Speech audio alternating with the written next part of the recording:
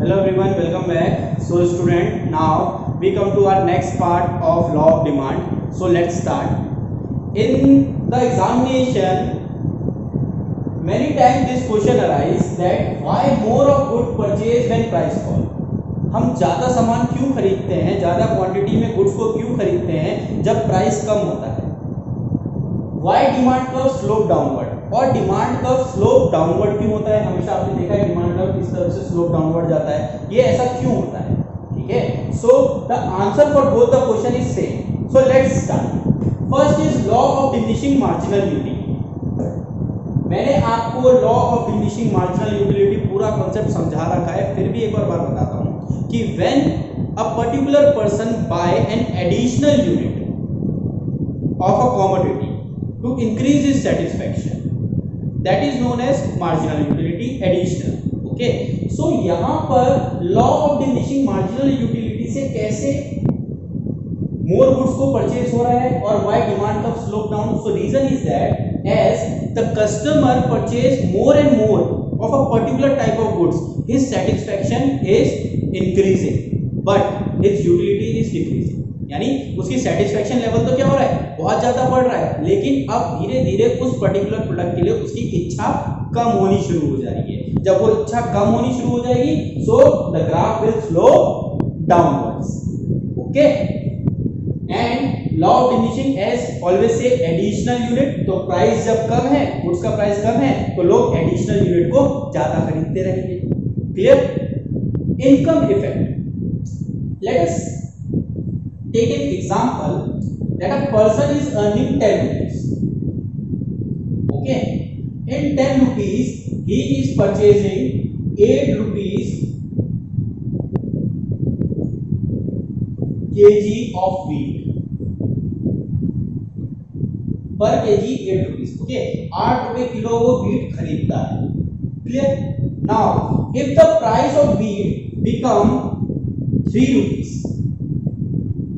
Wheat का price अगर मैं आप 3 रुपीस कर दूं, इनकम तो उसकी वही है. Now he can purchase how much, around 2 kg easily. तब भी उसके पास 2 रुपए बचे.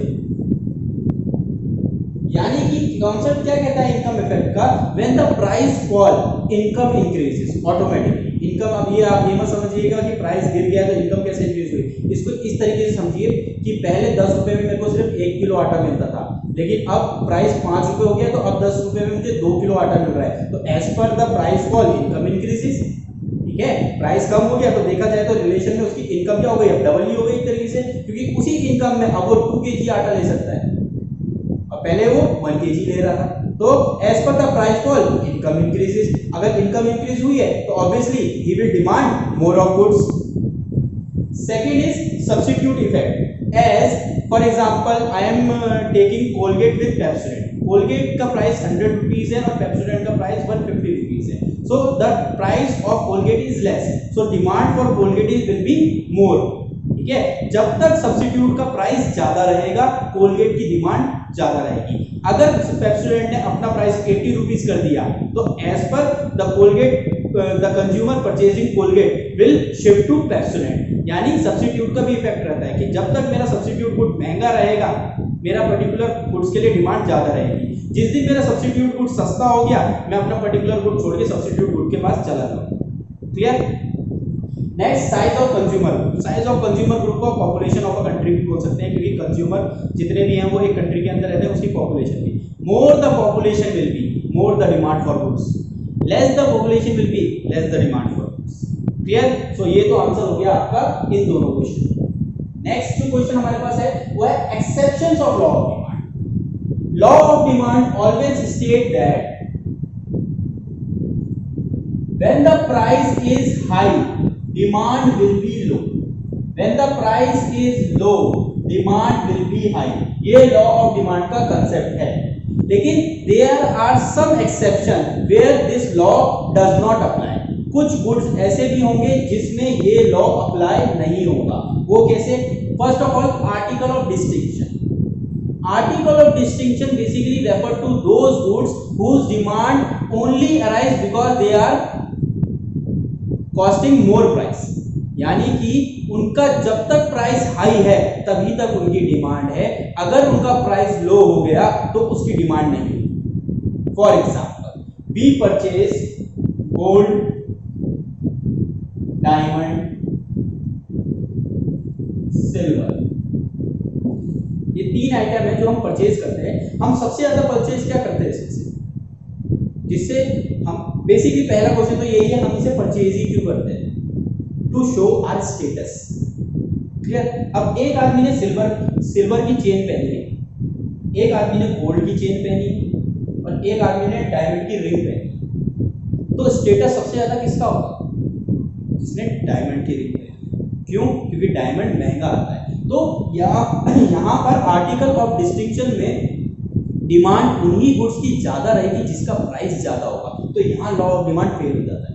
एक और एग्जांपल देता हूँ कि नैनो कार आती है जिसकी price I think 1 lakh to 2 lakh के बीच में होती है, ठीक है, और बाकी सारी कार है जिनकी कीमत 5 लाख 8 लाख से स्टार्ट होती है और करोड़ तक पहुंचती है। तो लोग कौन सी कार खरीदते हैं अधिकतर, जो ज्यादा महंगी होती है एज पर उनके बजट के। नैनो को बहुत कम लोग खरीदते हैं, क्यों? क्योंकि उससे स्टेटस शो नहीं हो रहा है। तो डिमांड किसके लिए ज्यादा है यहाँ पर, उन प्रोडक्ट्स के लिए जिनकी प्राइस ज्यादा है। सेकंड आता है गिवन गुड्स। गिवन गुड्स को बोलते हैं इंफीरियर क्वालिटी गुड्स। ये वो गुड्स होते हैं जिनकी क्वालिटी बहुत ही खराब होती है। तो इसमें अगर जिसकी क्वालिटी बहुत खराब है उसका प्राइस तो पहले से ही लो रहता है, पहले से ही उसका प्राइस लो रहता है, लेकिन इसकी डिमांड भी लो रहती है। हर कोई नहीं खरीदता इस प्रोडक्ट को, क्योंकि हर कोई अच्छा गुड्स को कंज्यूम करना चाहता है, इंफीरियर क्वालिटी गुड्स को थोड़ी कंज्यूम करना चाहता है। अब अगर आप फॉर एग्जांपल लोकल मार्केट में चले जाएं, वहाँ पे 100 रुपीज़ की या 200 रुपीज़ की जीन्स मिल रही है, तो आप क्या उसे परचेज करेंगे? उसका प्राइस तो कम है, आपकी डिमांड क्या उसके लिए ज़्यादा होगी? आप 10 या 20 जीन्स थोड़ी खरीदेंगे, क्यों? उसकी क्वालिटी खराब है। आप क्या करते हैं, आप अच्छी दुकान में जाते हैं, शोरूम में जाते हैं, ब्रांडेड जीन्स लेते हैं जिनकी कीमत 2000 3000 या ज़्यादा होती है। क्यों? क्योंकि उससे स्टेटस शो होता है आपका, आप अच्छी क्वालिटी के प्रोडक्ट यूज करते हैं। क्लियर? तो इंफीरियर गुड्स या गिवन गुड्स में भी ये लॉ अप्लाई नहीं होता है। नेक्स्ट, व्हेन कंज्यूमर जज क्वालिटी विद प्राइस। कई बार क्या होता है, आप और हम सब यही करते हैं कि हम क्वालिटी को किससे जज कर लेते हैं? प्राइस से, कि इस पर्टिकुलर प्रोडक्ट का प्राइस ज़्यादा है तो उसकी क्वालिटी अच्छी होगी। एक एग्जांपल लेते हैं, लिवाइस शोरूम में गए, लिवाइस की जीन्स 3000 रुपीज़ की है। अब 3000 रुपीज़ की लिवाइस की जीन्स है तो हमने क्या कहा, ये जीन्स 3000 की महंगी है तो इसकी क्वालिटी अच्छी होगी।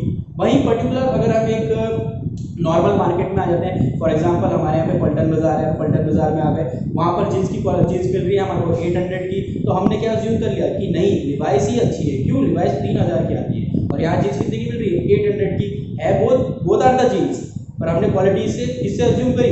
प्राइस से अज्यूम करी कि जिसका ज़्यादा प्राइस उसी की क्वालिटी सबसे ज़्यादा अच्छी, ठीक है। सो ऐसी कंडीशन में एक्सेप्शंस बोलते हैं, there are some exceptions for law of demand, जहाँ पर लॉ ऑफ डिमांड अप्लाई नहीं होता है। क्लियर? अगर कोई भी क्वेरी आपकी इससे रिलेटेड टॉपिक से प्लीज आस्क।